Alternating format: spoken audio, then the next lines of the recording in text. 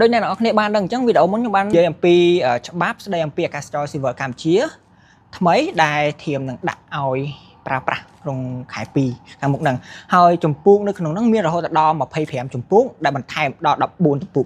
អញ្ចឹងរឿងនេះគឺខ្ញុំនឹងប្រាប់អ្នកនរគ្នាអំពីចម្ពោះនីមួយៗហ្នឹងគឺនិយាយអំពីអ្វីខ្លះប៉ុន្តែចំពោះមាត្រាដែលសរុបមាន104មាត្រាគឺអត់បានបកស្រាយឯព្រោះវាស្ថិតនៅក្នុងឯកសារដែលក្រាស់មែនទែនអញ្ចឹងចំពោះនីមួយៗនៅពេលដែលអ្នកដឹងហើយអាច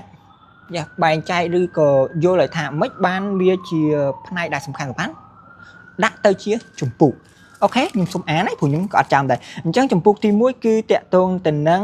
បទបញ្ញត្តិទូទៅចម្ពោះទី1ស្ដីពីបទបញ្ញត្តិទូទៅចម្ពោះទី2សមត្ថកិច្ចគ្រប់គ្រងចម្ពោះទី3គោលការណ៍ចម្ពោះទី4បទបញ្ញត្តិបច្ចេកទេសអាកាសចរណ៍ស៊ីវិលចម្ពោះទី5កម្មវិធីផែនការសុវត្ថិភាពនិងសន្តិសុខអាកាសចរណ៍ស៊ីវិលចម្ពោះទី6ការលើកលែងចម្ពោះទី7អាកាសយាន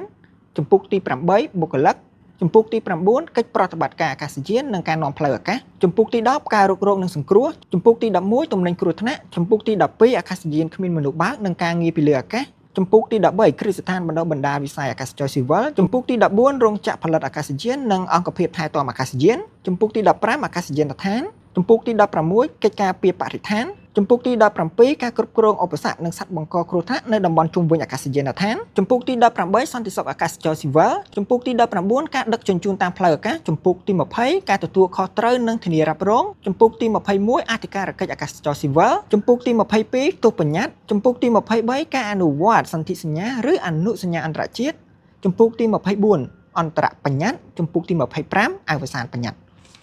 វ៉ាវច្រើនមែនតើជួបខ្ញុំនៅវីដេអូក្រោយពី Sky Talk